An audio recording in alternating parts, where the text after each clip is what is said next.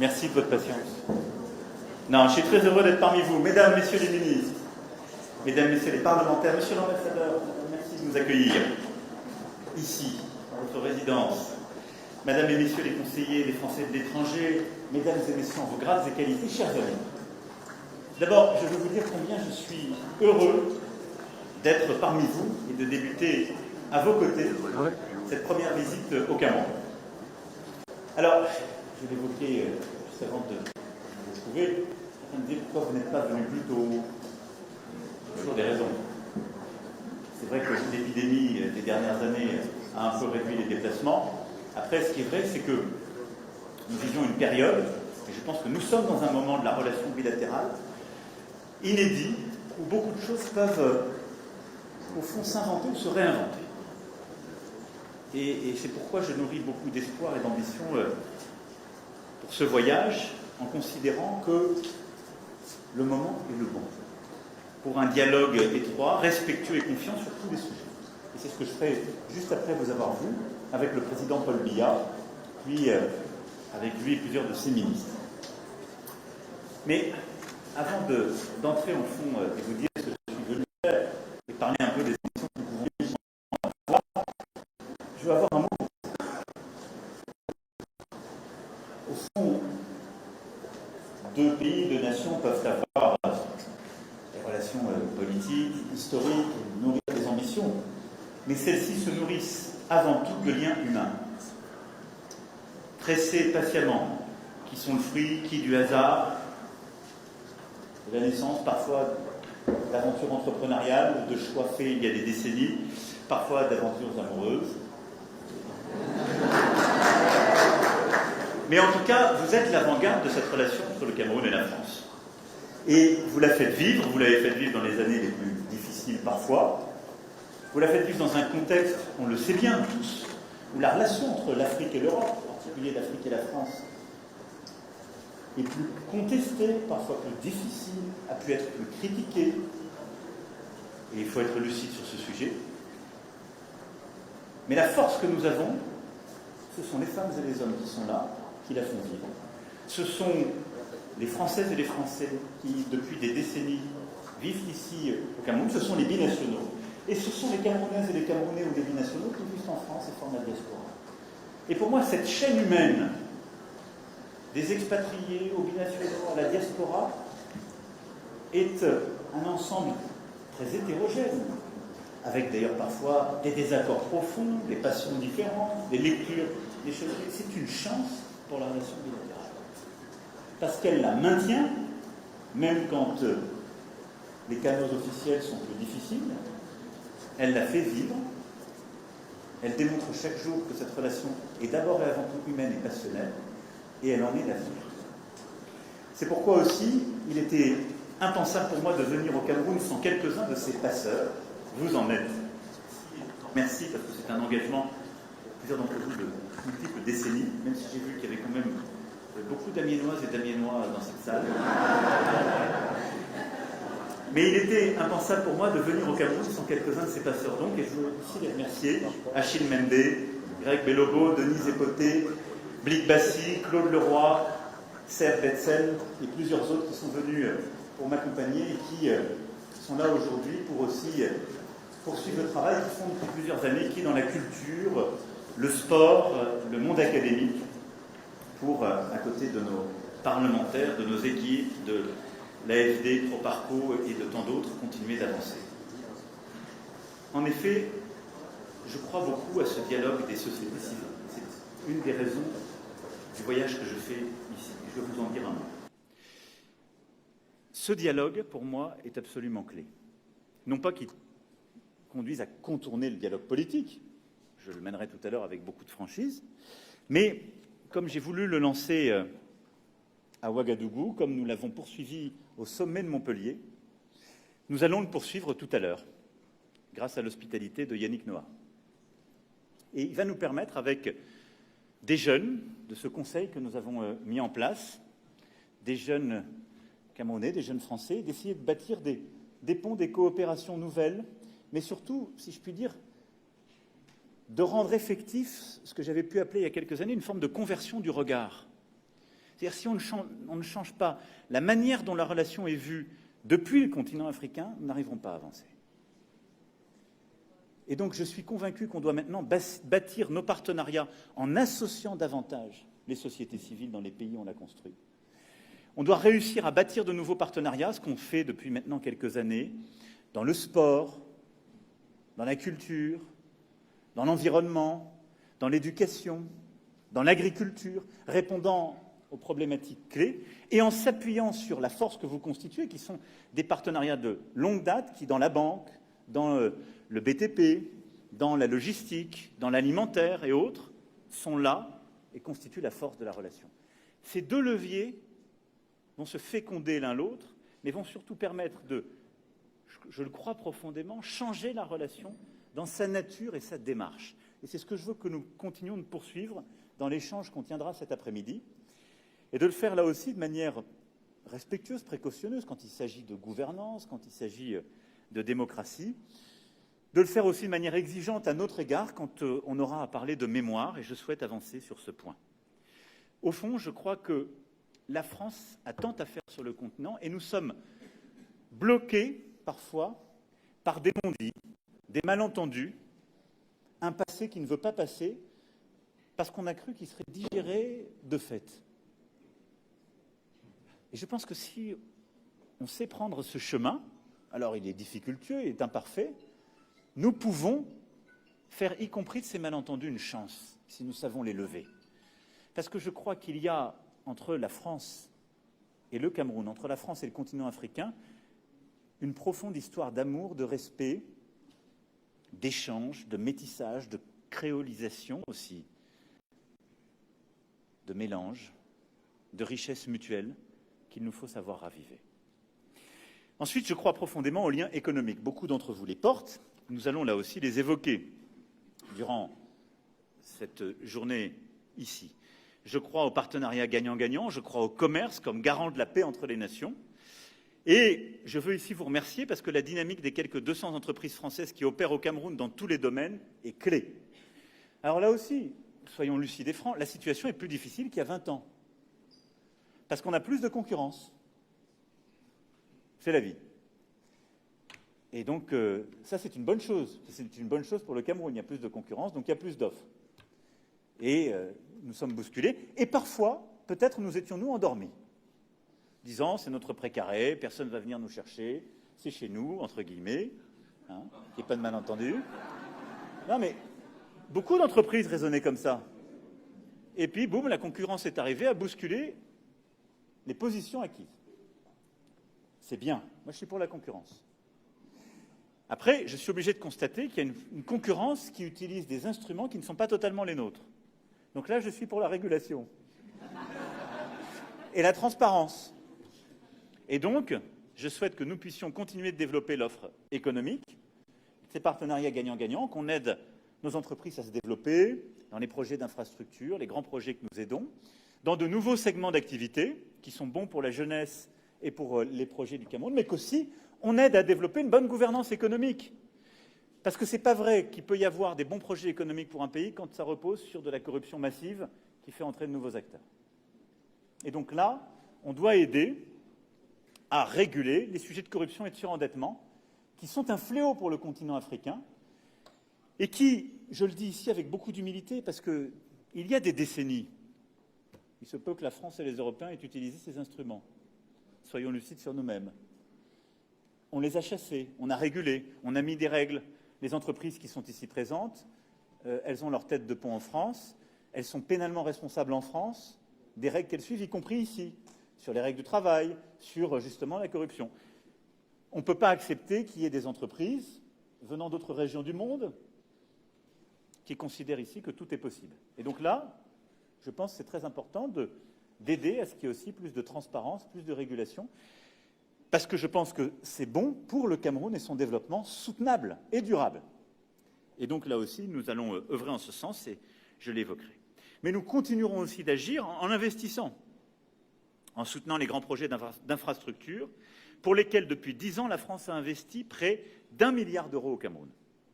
Nous avons ainsi, à travers l'AFD, financé la construction de plusieurs barrages et nous avons financé plusieurs ponts là aussi, des axes routiers indispensables au développement du Cameroun. On continuera sur cette voie avec force et je suis très fier de cette implication. Mais je le dis là aussi, les grands projets d'infrastructure, qui est notre force historique, sur lesquels on doit continuer, ne font pas tout. Et donc je souhaite qu'on puisse vous aider à accélérer, parce que plusieurs d'entre vous sont des pionniers, et n'ont pas attendu votre serviteur pour aller sur ces terrains. On doit vous aider à aller plus vite et plus fort sur l'entrepreneuriat, l'économie numérique, l'innovation. Et à cet égard, l'initiative Choose Africa a permis de financer d'ores et déjà des dizaines de milliers d'entreprises africaines, parfois de très petite taille. Et à travers Digital Africa, nous soutenons les projets d'innovation de start-up africaines. Et donc nous allons continuer à travers ces deux initiatives auxquelles on va donner des rendez-vous plus réguliers et plus de visibilité. C'est ce que me disaient plusieurs jeunes tout à l'heure, et c'est très important. Je souhaite aussi qu'on puisse accompagner et aller plus fort sur les industries culturelles et créatives. Ça ressort comme un des axes forts, qui au Cameroun sont un réservoir de croissance et de rayonnement mondial. Et là aussi, nous continuerons d'avancer. Et qu'on puisse également avancer beaucoup plus fort sur les sujets de coopération sportive, parce que là aussi, de l'éducation au potentiel économique, c'est un levier de développement énorme.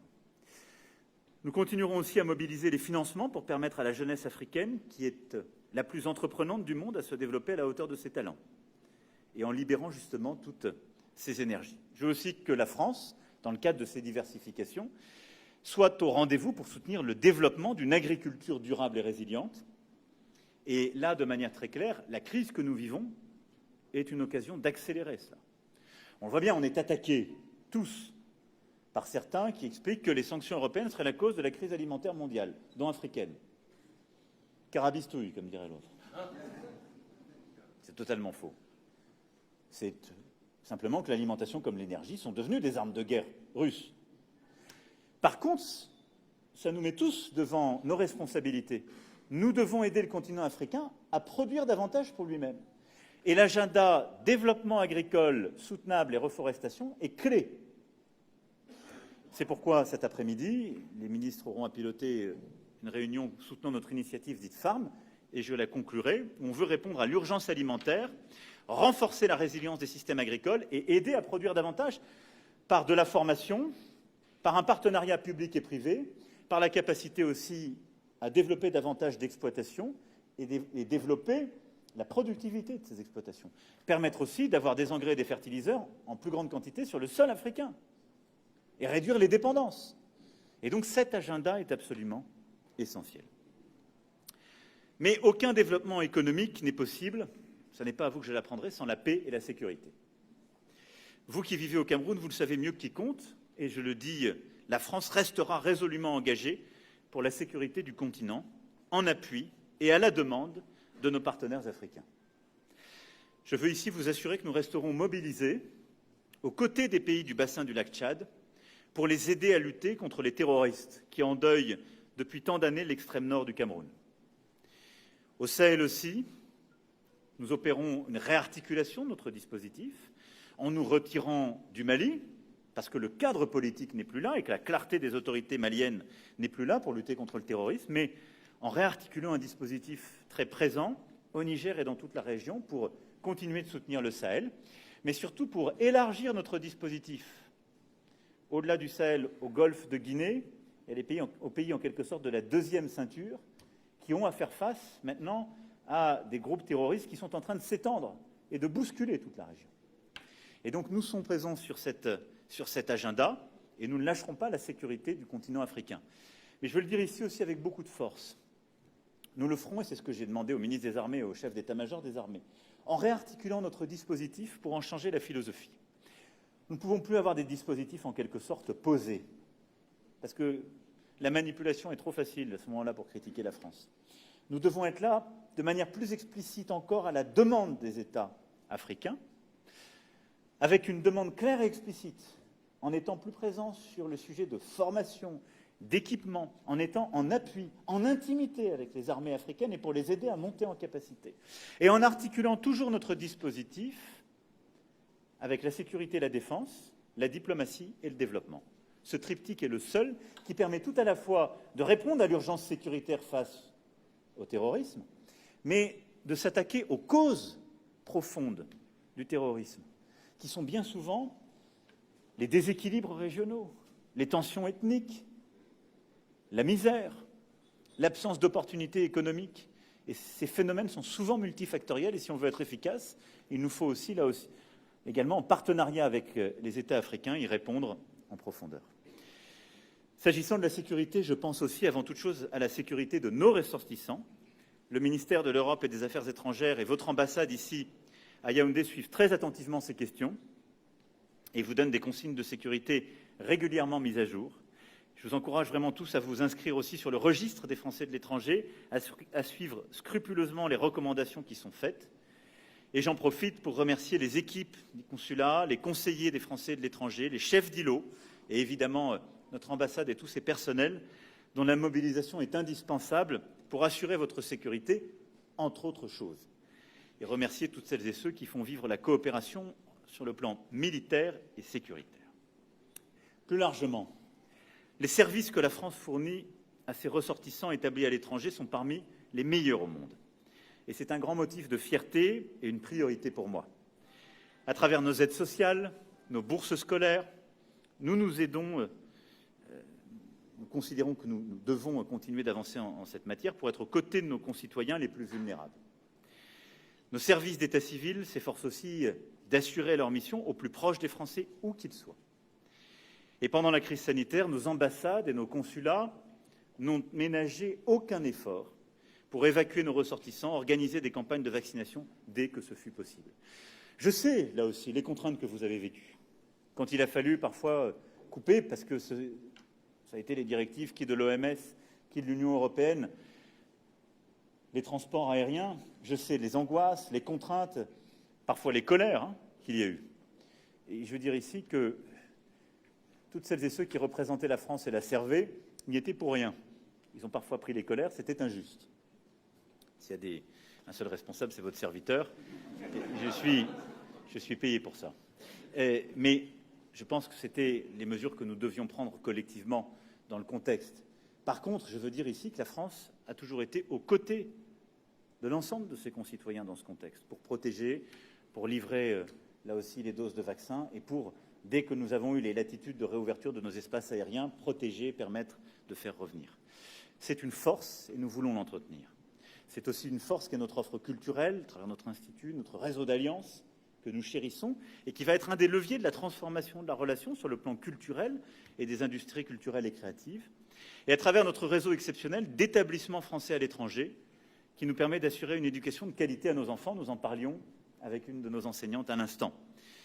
Je sais à quel point les équipes de nos 6 établissements homologués ou conventionnés au Cameroun font un travail remarquable. Je sais aussi combien la crise a bousculé le modèle économique. Et donc nous serons là aussi dans les prochains mois pour permettre de rétablir les équilibres. Mais je veux ici soutenir le travail qui est fait par l'AEFE, par tout le réseau, qui est absolument indispensable et qui nous permet d'avoir un réseau qui va continuer de gagner en efficacité et surtout en rayonnement. Et c'est une chance. Nous avons changé le système, nous l'avons modernisé et on doit poursuivre ce travail, mais on doit aussi permettre à chaque modèle, pays par pays, en fonction de ce que la crise a bousculé, de venir aider aux bons équilibres. Enfin, j'ai voulu permettre à nos concitoyens établis hors de France de participer pleinement à la vie démocratique de la nation. C'est pourquoi cette année, pour la première fois, l'élection des 11 députés des Français de l'étranger a pu se faire par Internet.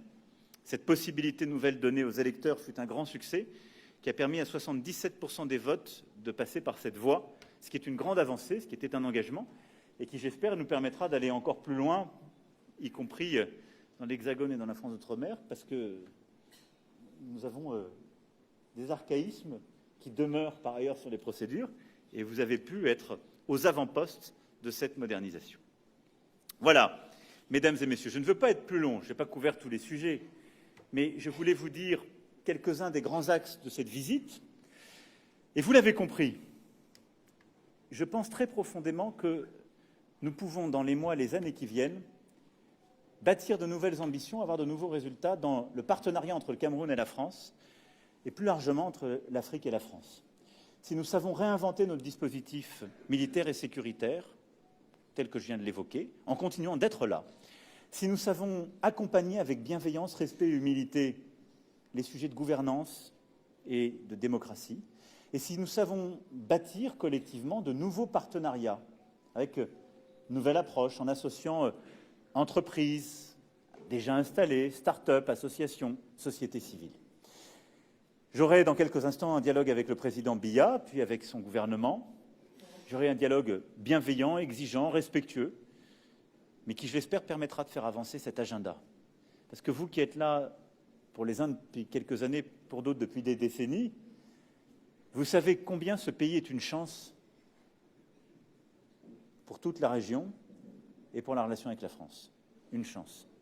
Par la formation de ses habitants, par l'ambition, par ce qu'il a de, en quelque sorte, en ce qu'il est un précipité des complexités du continent et de ses passions. Et donc j'arrive avec, vous l'avez compris, beaucoup d'ambition, beaucoup d'espoir, mais aussi beaucoup de reconnaissance à votre endroit, parce que tout ça ne serait pas possible si vous n'étiez pas là pour le faire vivre, pour l'avoir fait vivre et avoir résisté dans les années les plus difficiles, et pour être à mes côtés, pour continuer de le faire vivre dans les années à venir. Donc merci à vous de cette ambition et de cette amitié portée. Vive la République et vive la France!